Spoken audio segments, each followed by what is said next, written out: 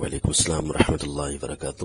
تعزیت کے لیے جانے کا طریقہ کار یہ ہے کہ اگر کسی کی فوتگی ہو جاتی ہے، اگر مسلمان ہے تو وہاں آپ جائیے اور الفاظ تعزیت کہیے کہ اللہ تعالیٰ آپ کو صبر جمیل عطا کرے اور اللہ تعالیٰ اس مرحوم کی مغفرت فرمائے وغیرہ۔ صبر کے الفاظ ہوں، ان للہ ما اخذ ولہ ما اعطى وکل شیء عنده بمقدار۔ یہ الفاظ حدیث شریف میں تعزیت کے لیے آئے ہیں۔ آپ صلی اللہ علیہ وسلم یہ فرمایا کرتے تھے۔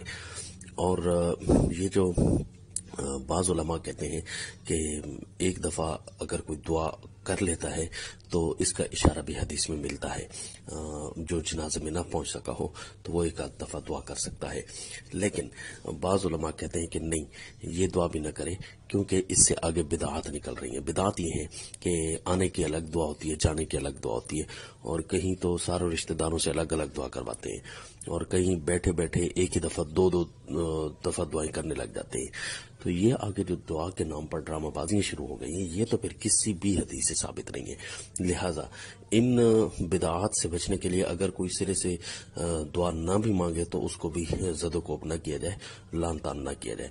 بہرحال اگر کسی نے صرف ایک دفعہ مانگ لی ہے تو کوئی حرج نہیں ہے، اور جو تعزیت پر بیٹھا ہے وہ بھی صرف الفاظ تعزیت سنتا رہے، اور صبر وغیرہ کی تلقین اسے جو کی جا رہی ہے تو وہ اسی کو سنتا رہے۔ اگر کسی نے اس کے لیے درخواست کر دی ہے کہ دعا کرے تو اس کی بھی اجازت حدیث میں ملتی ہے کہ آپ صلی اللہ علیہ وسلم کو کبھی کوئی دعا کی فرمائش کرتا تو آپ صلی اللہ علیہ وسلم موقع پر موقع دعا کرتے تھے۔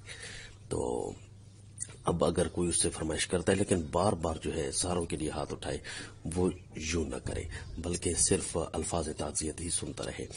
دونوں طرف سے سختی نہیں ہے، سختی صرف یہ ہے کہ دعا کے نام پر جو ہے یہ جو آگے سسٹم چلنے کے لیے یہ بدعات کے راستے کھولتے ہیں۔ السلام۔